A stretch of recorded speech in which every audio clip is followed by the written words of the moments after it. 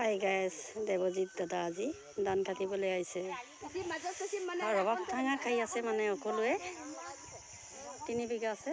আজি আহি দিছে সেইজনী চশমা পিন্ধাজনী মালুজনীটো তিৰাই আইদা আইদা আইদা আইদা আইদা আইদা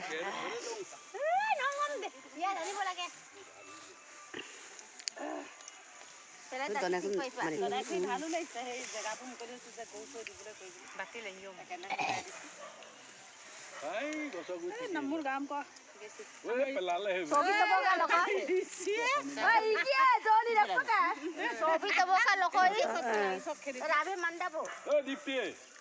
এইজনী মালিকনী আইতা আৰু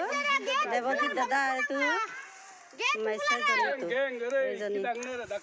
তাৰ আজি আমি হাৰিয়া খাবলৈ আহিছোঁ ৰবাব টেঙা খাই আছে